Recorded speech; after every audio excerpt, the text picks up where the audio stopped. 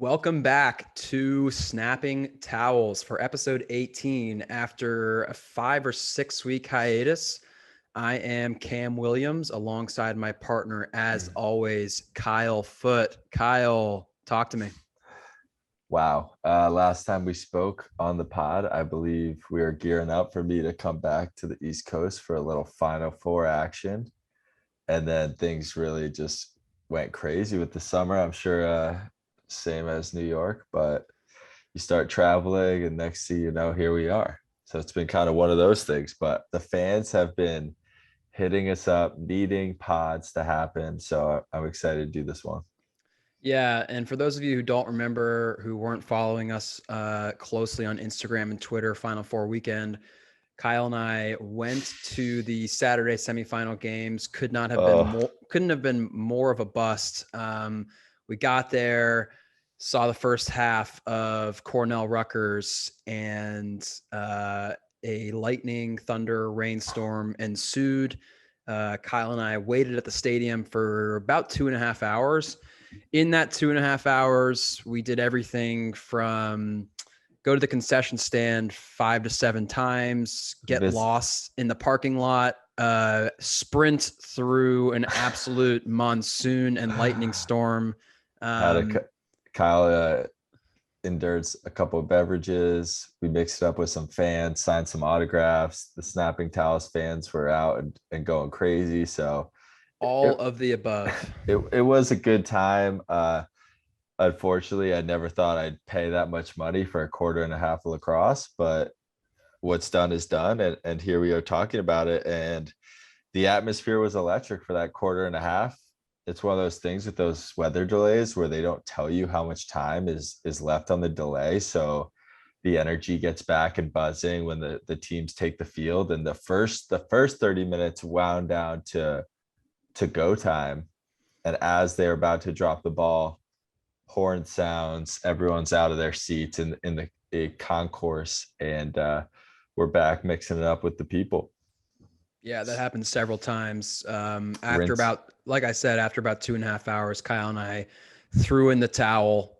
We were finished snapping the towels, threw it in, made our way back down to Southern Connecticut and watched it in the comfort of Kyle's home in Stamford, Connecticut. Quite a Final Four weekend. A lot of great lacrosse on display. I think we can jump right to the championship game. Really looked like Maryland's first real test of the year. Kudos to Cornell. I think it's safe to say they were the second best team in the country. You could maybe argue Princeton was. Princeton, I'll take that back. Princeton gave Maryland some issues on that Saturday at times. Princeton hit some pipes, had some poor shot selection, but Princeton actually matched up with them pretty well athletically. But kudos to Princeton and Cornell for showing out for the Ivy League. I thought it was a great showing from Cornell on Monday. Some poor shot selection early, kind of let Maryland get out to a little bit of a lead in the beginning. But Kyle, what did you see? No, I think you're accurate. We did have some insight roll in during this time. We were taking a hiatus from a good friend of the podcast who's been on, who will be on again, Sam Hanley, midfielder of the year, Ivy League player of the year, broke his foot in practice pre-Penn loss. In the quarters to Rutgers, right. I forgot that's an important note to mention. When you're talking about teams that are up there with Maryland as the best team in the country, Penn could have done it if, Cinderella story, people got to stay healthy for that run to happen. I think they're up there as they dominated the Ivy League championship. I think it hurt them in the NCAA tournament, playing all those games. Princeton rest did them numbers. So it's a great point, Kyle. I feel for him. Yeah, Princeton looked really fresh during the NCAA tournament. They absolutely buried BU in a first-round matchup. That was an absolute no contest. And then who'd they play in the quarter? It's been a while.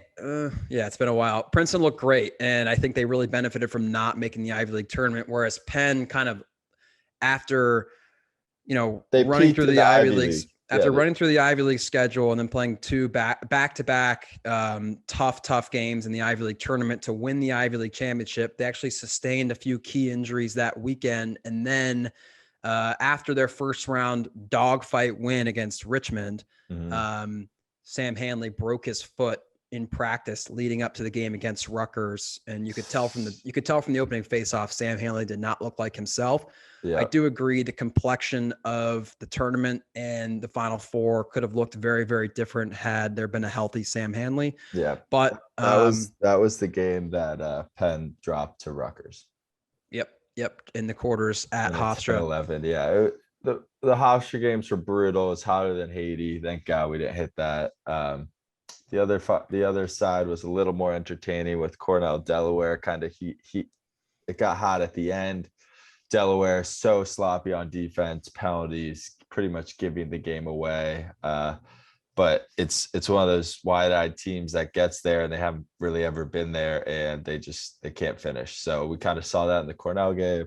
On the other side of that slate in Ohio, we saw Maryland put a show on against Virginia for the second time this year. Wasn't even close. And then the Final Four took place where Maryland beat Princeton. There was no, Princeton was in it for a little bit in the third quarter, but then, the Terps, the depth is all they were talking about. How is Cornell going to handle the depth of Maryland?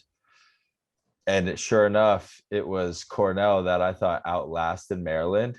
I just thought they shot the ball extremely poor, and Maryland didn't. Other than that, Maryland got gas and Cornell kept throwing haymakers, and it made it a little interesting. So it was a 9-7 final, but I think if Cornell comes out shooting the ball a little better, they hit a bunch of pipes in the first half, I think it would have been a way different outcome for the Big Red. But they hit some pipes and also just a lot of like stick side high and body saves. It was kind of brutal because Cornell really came out flying in the first quarter. Like they got a bunch of looks.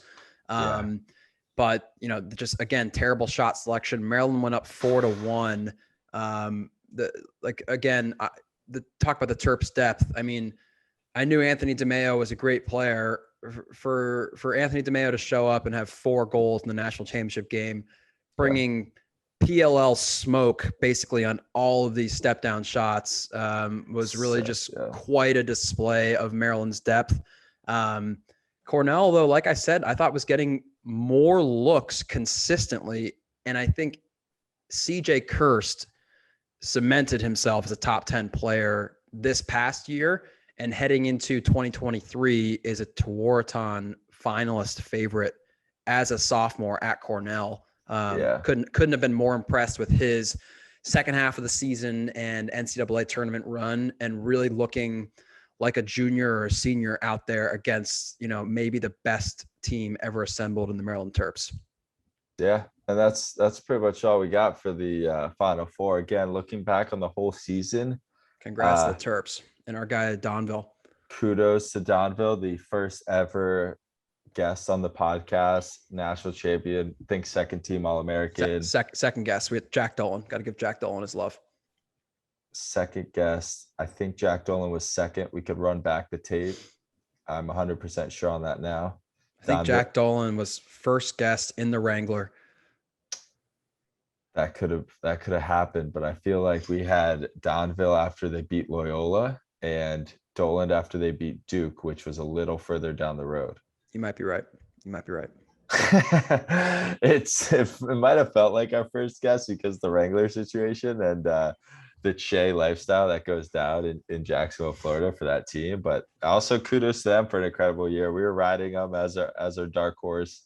That was sneaking up on teams. They just gave the SoCon no love in the tournament selection, which happens. There's a couple other teams that got boned as well, but it was, looking back, I thought it was a great season for Snapping Towels. I didn't love the Ivy League, kind of winning all their out of conference games, and the lack of the ACC play was unfortunate. Usually we're talking about a Notre Dame late in the season or a Duke and or Virginia even. And this year those teams were kind of non-existent. So, those were kind of my thoughts on it. I didn't think it was a year of lacrosse where I really Thought it was spectacular, but it was enough for the Snapping Towels to really snap it around about. I thought there's enough storylines to kind of make something work. Definitely enough to chew on. We kind of joked all year long, are we wasting our time here? I mean, is Maryland just too good? They did prove to be in a class of their own. Undefeated season. I don't know. Did they have double-digit All-Americans? Yeah. I think they had double-digit All-Americans, an obscene number of PLL picks.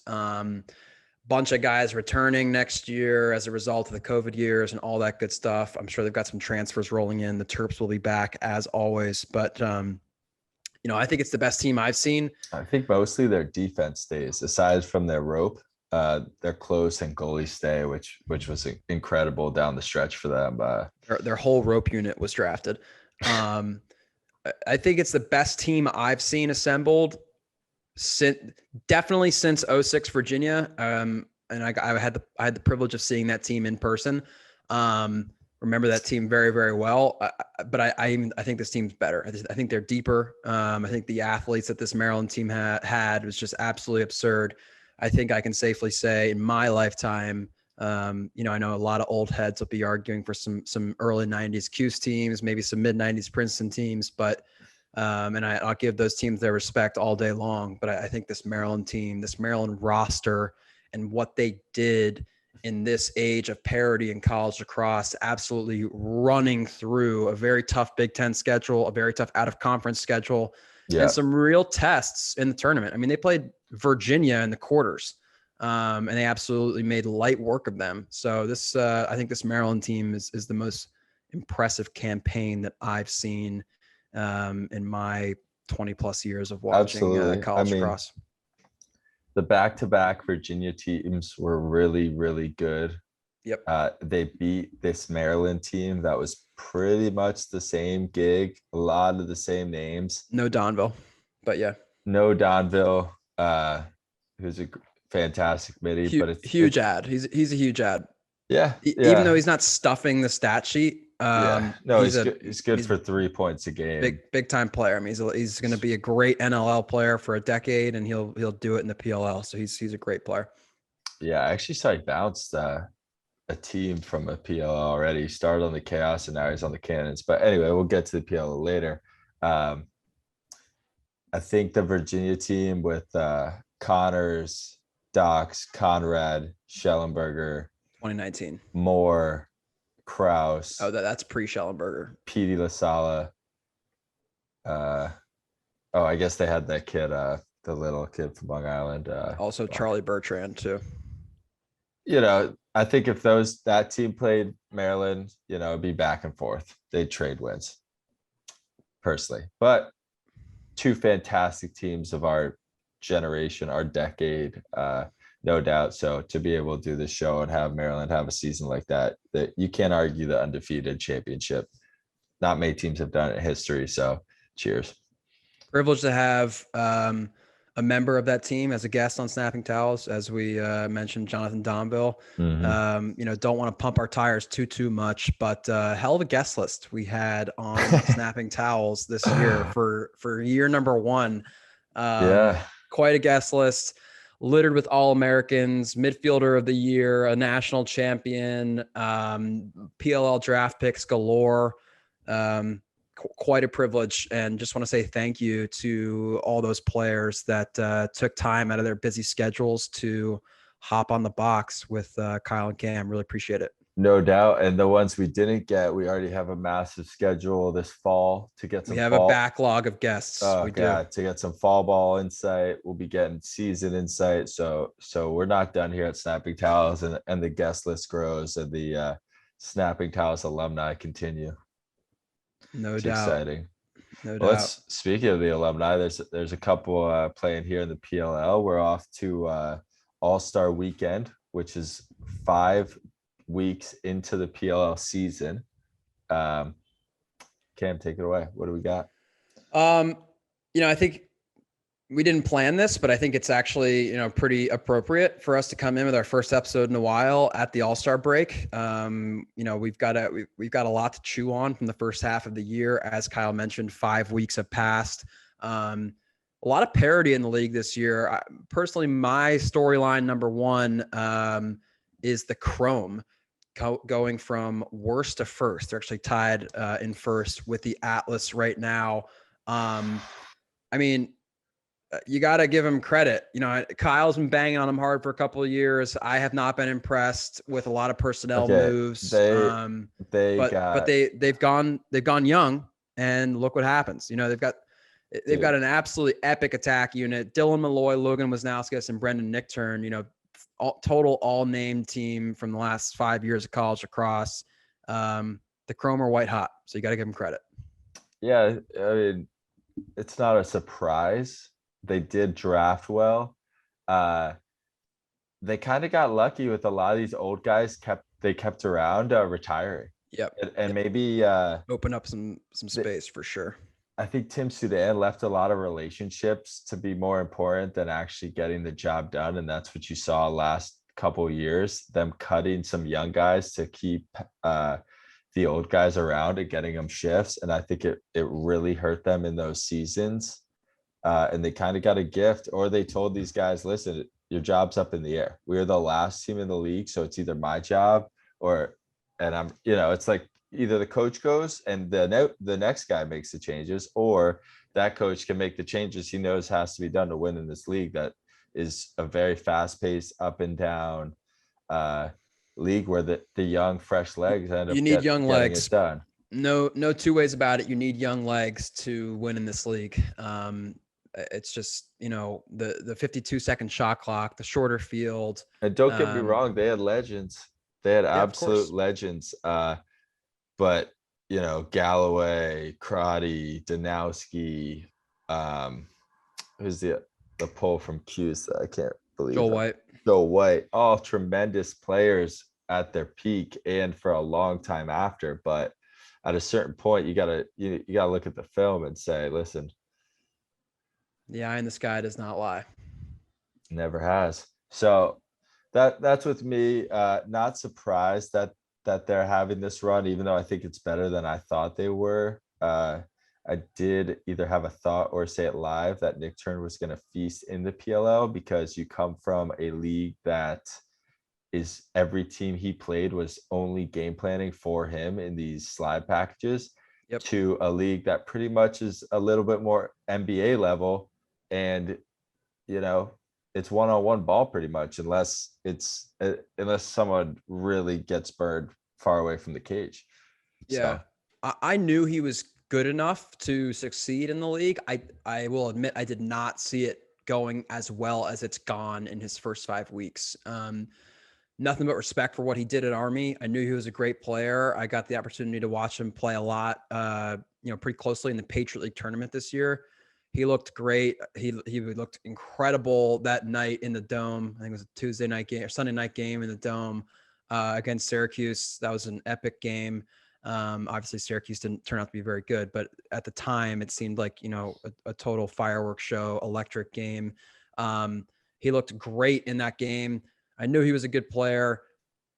I didn't envision it going this well. Kyle, you're absolutely right. With his speed and just kind of rock solid body, he's going to run by poles. And, for a league, again, Kyle kind of alluded to the NBA. A lot of guys are on islands, not as much, help defense in the NBA, slide packages in the PLL. These guys are flying in for a Friday night practice and a Saturday game or Thursday practice, Friday game. They're not watching a ton of film during the week. They're not putting together deep game plans. You got a kid like Brendan Nichtern picking up the ball at the end line, getting his hands free almost at will. Really good things are going to happen for his offense. And then, you got great compliments. Logan Wisnauskas has proven to be able to play with the ball on a stick, to play off ball. He's silky smooth off ball, catching it with his left hand. I think he's a great compliment for Brendan Nichtern. And then you have a bulldog righty dodger and Dylan Malloy to initiate from the wing give Brendan Nichtern a break and the defense a different look as opposed to just attacking from X, but a look from the righty wing, and also just another body that can take licks, I think, to kind of help sustain Nichtern. Yeah. I think it's a great unit. I really like it. He's just an underrated, fantastic shooter. Like Uh, when he shoots, he scores. He doesn't really get a lot of praise about his you're, shooting. you're talking Nichtern. No, Oh, Dylan Malloy. Malloy. Yeah, no, Yeah. agreed. So He always kind of hits the net. It's kind of, yeah, you're right. unfortunately, though, like every weekend, it's been kind of one team gets the better half of another, and one game might be close. Yeah, There might have been haven't been too many tight games this summer. Baltimore. There was a couple tight ones. But aside from that, it was the Cannons, Chrome, Redwoods, Whipsnakes. Yeah, I think while we're on the topic, the Redwoods have been a bit of a letdown. Yeah, to me, I know in the standings, the Cannons and Chaos are below them. We know we have a very acute reason as to why the Chaos are below them. I think the Redwoods are the worst team in the league. Their losses have been extremely ugly. They're as much as I respect Rob Pennell, and I still think he can be a very effective player. He's actually much better than I thought he would be at this point in his career. The game is so much different now. The 52-second shot clock. These kids are so unbelievably efficient with the way they score, the way they play. The ball getting in and out of their stick. The days of Rob Pennell kind of sitting back at X, changing direction, just frankly, just being Rob Pennell back there. But not blowing by guys like he used to every once in a while. It just feels honestly a little bit dated. And I might get some hate because I know Rob Pennell's a really popular player, as he should be. He's earned it. To me, his game, particularly where he is with his age, the game feels dated. I don't like that he's the primary ball carrier for the Redwoods. I don't love the Redwoods midfield. I'm out on the Redwoods. I think they're the worst team in the league. I truly believe that every other team aside from the Redwoods and maybe the Cannons can win this thing. And the Chaos are 1-4 with a -17 goal differential right now.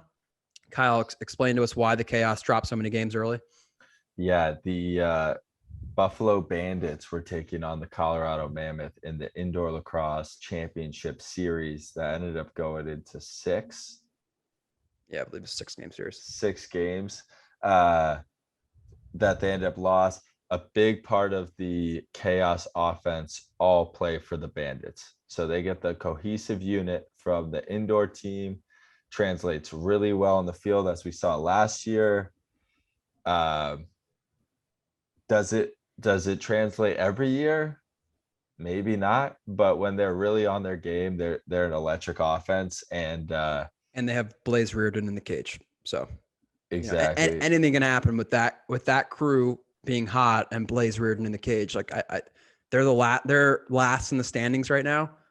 I foresee them making a late surge post All-Star break, breaking their way into the playoffs.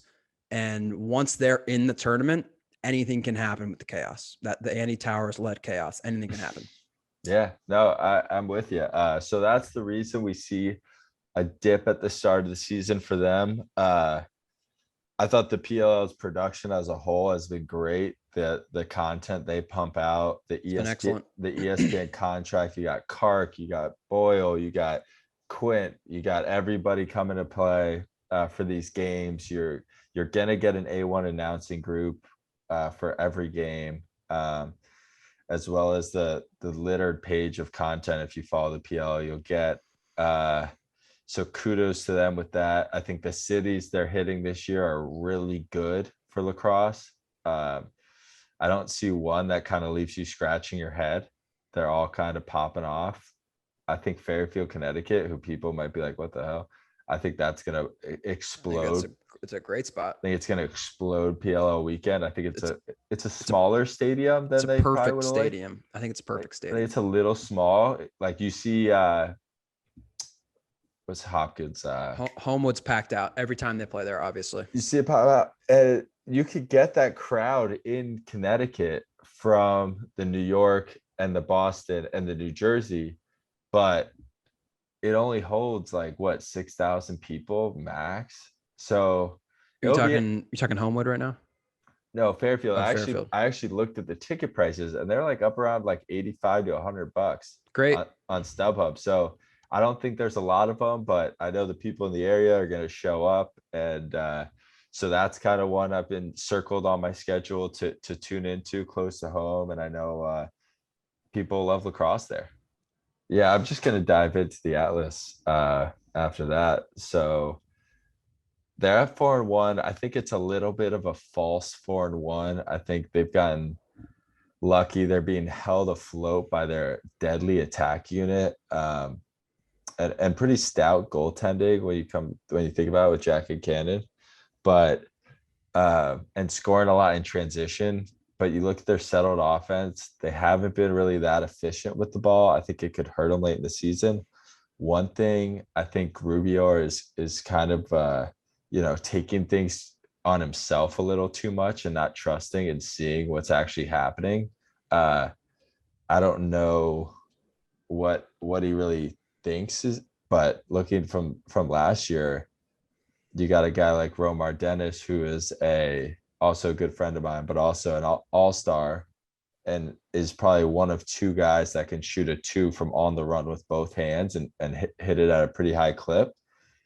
Um, and you have him coming off a white hot season last year, and you sit him game one, and then you sit him game four, and you play him sparingly when you have him show up, and your staple's been John Crawley, who got no runs last year. So it's kind of this like, you have the pieces for a deadly midfield, and he's kind of mismanaging it, kind of over managing it, you could say. And personally, I don't understand it from being a friend of Romar so well, and I haven't talked to him about it at all. But he's got to be thinking, why aren't I getting a shake like this cat who he healthy scratched like 8 games in a row last year, being Crowley, who puts up minimal production. So it's been one of those things, watching them being a little frustrated at their offense and their subbing patterns coming out of the midfield in particular. That's had a down year, but they're being held afloat by two of the best attackmen we've seen come through college of all time. Correct. And also, not just college, but what Jeff T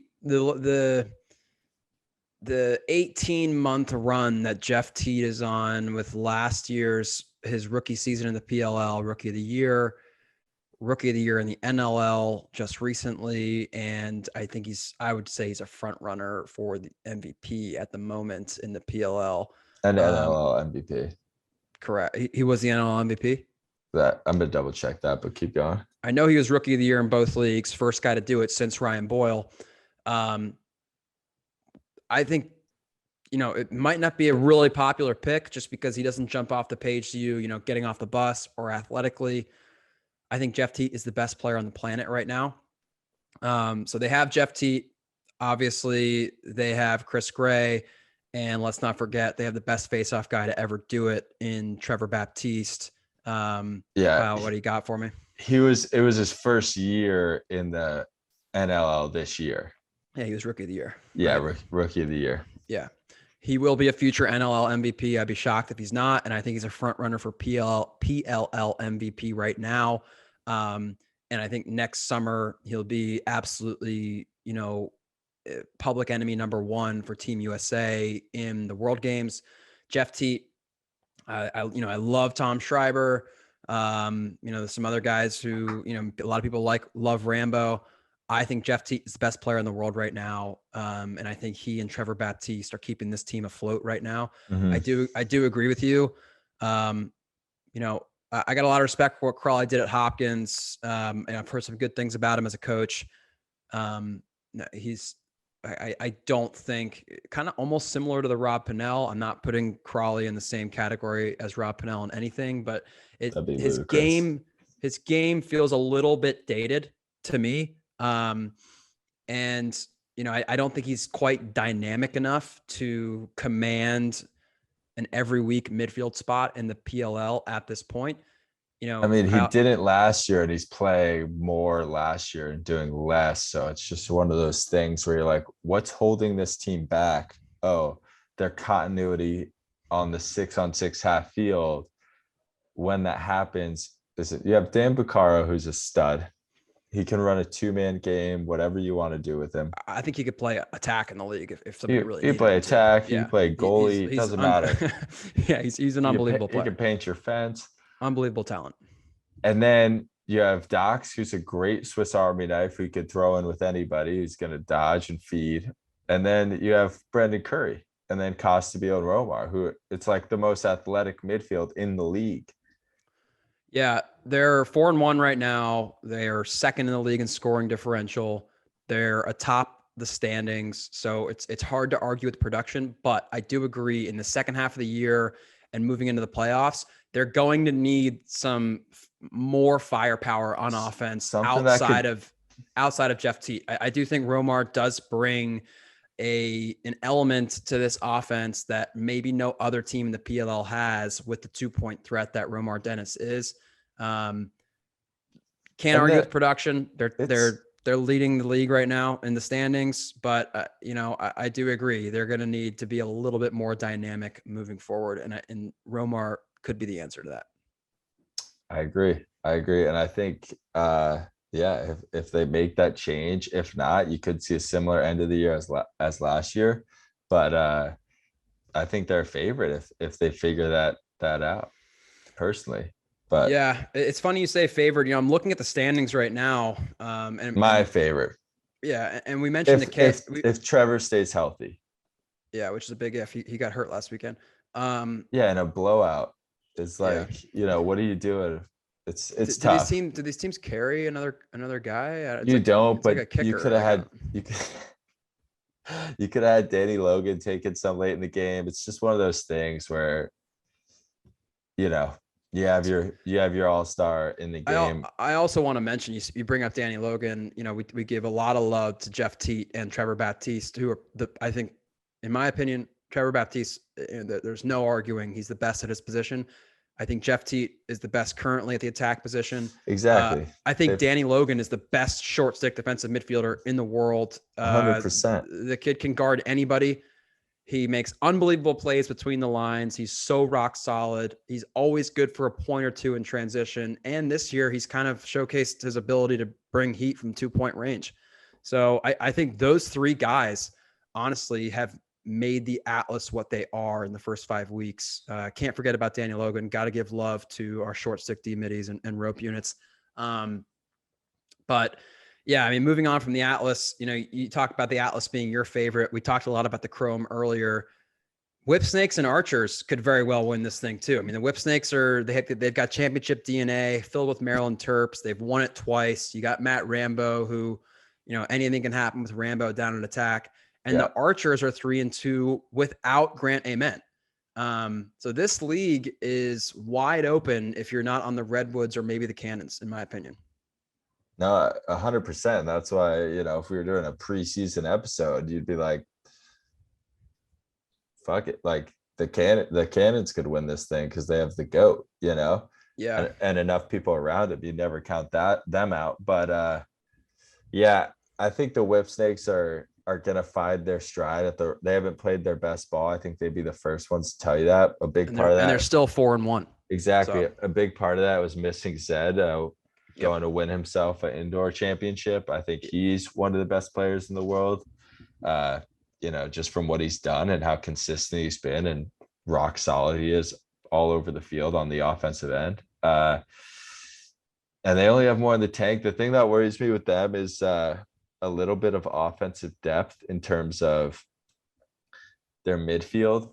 I know you run Gutterty now the box, who was the face of the Chrome for a couple of years and then got thrown to the Wolves for whatever reason. Maybe we'll have him on to talk about it. But I think Gutterding has kind of found himself in a great spot, kind of a resurgence of a career. He doesn't need to be the top dog. I think he's a great fit for the Whip Snakes. Love that they went outside their Maryland Terrapin DNA, bring in a Blue Devil, a guy like Justin Gutterding who can do some damage against a short stick and plays mistake-free ball pretty much all the time.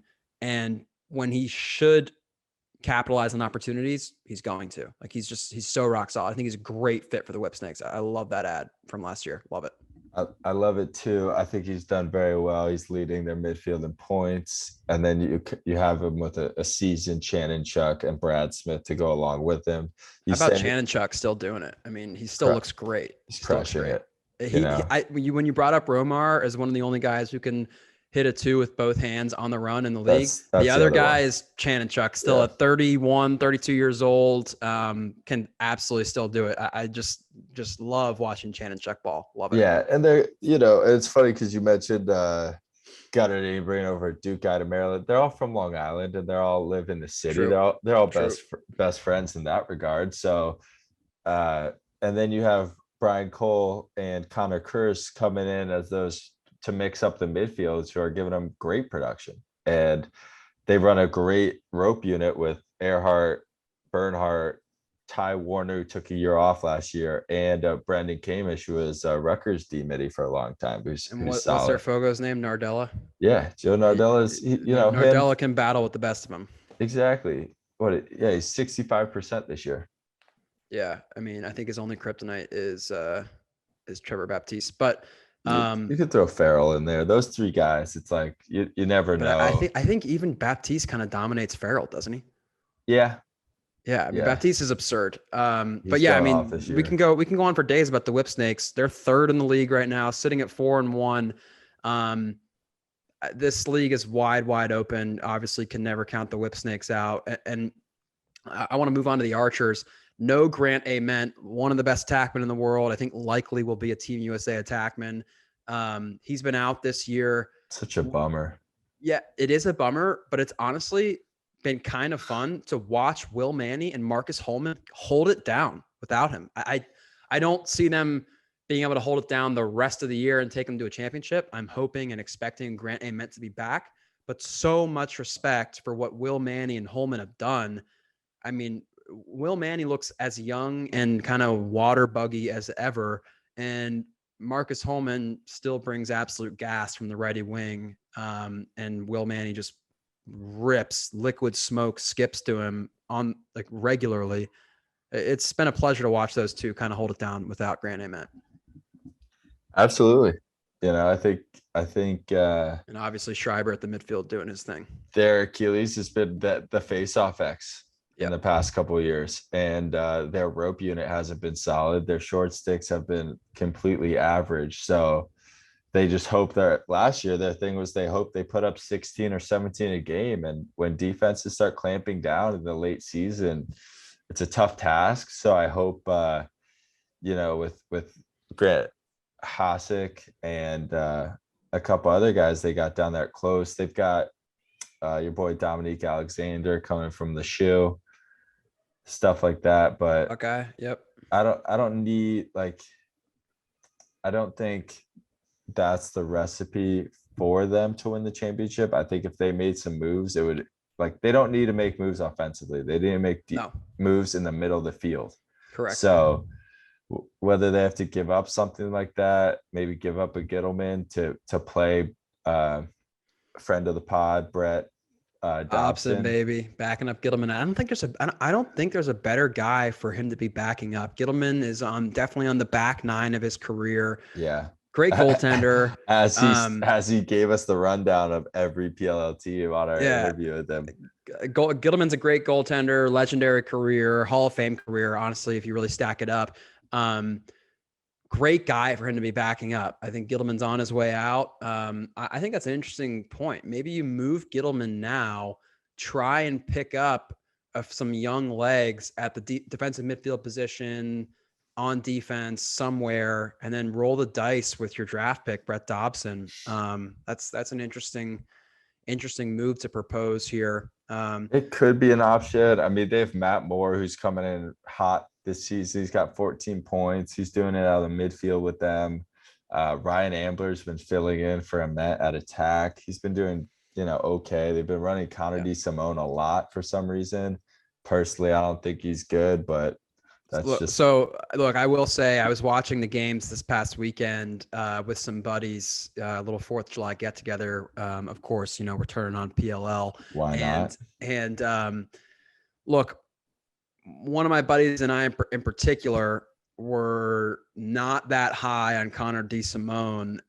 And then in the next 10, 15 minutes, the kid, I think, racks 4 goals right in our face. I'm not kidding. All in pretty spectacular fashion. So give the kid some credit. He's out there. He's putting up points in the PLL. He's taking advantage of his opportunity. I do think once Grant Ament is back in the lineup, it's a possibility that Connor DeSimone will be nowhere to be found. But I think he's actually done a pretty nice job for them so far. Yeah, that's the question mark team for me. All the talent to win it, but all the pieces to lose in the first round as well. So true. Moving on from the teams, I got the MVP odds right in front of me. Right here. Yeah, it's Teeth's leading the way at plus 400. Trevor Baptiste at plus 500. Lyle at plus 550. Will Manny, next best odds at plus 800. The guy has put together a hell of a first half of the season. Yeah. Some other names, an absolute dark horse, Asher Nolting at plus 3,000. He's done a great job playing off Lyle Thompson, and actually, Lyle's missed a game or two, and Asher Nolting's done a great job picking up the slack. I think he's. I mean, you called he would be a great pro. I thought he would be a great pro. Honestly, I thought he'd be a better pro than Brendan Nichtern, who is at plus 1,500. So you got Wisnauskas and Nichtern in the 1, 2, 3, 4, 5, 6, 7 in the top 8 of MVP odds. Cromer playing great ball. That's what happens. Yeah. Jeff Teat obviously leading the way. Chris Gray in at plus 2,000. And Kyle mentioned earlier Matt Moore at plus 3,000. And then obviously you got to throw Blaze Reardon in there also at plus 3,000. Pretty interesting crew. I don't know. I think Jeff Teat's kind of the surest bet just because he's an automatic point, and it seems like that's just going to continue to happen. But, I think it'd be kind of fun to put money on Nichtern or Matt Moore. I think that'd be kind of fun. See what happened there.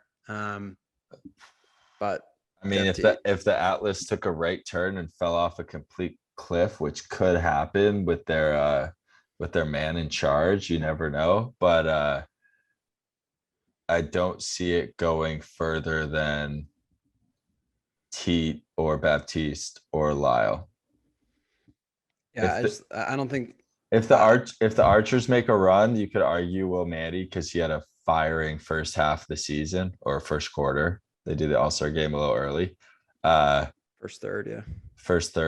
So we'll see. But yeah, Teat, it's hard to keep Teat out of the stat sheet enough where he gets 3 points at least a game.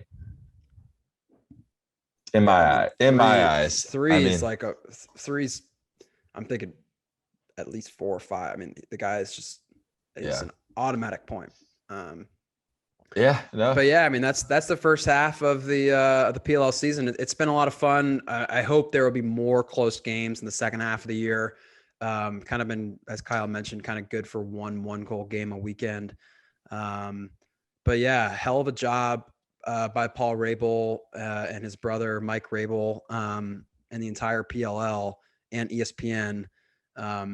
Huge step up. I think Peacock and NBC was a good break into television and just getting it on people's screens.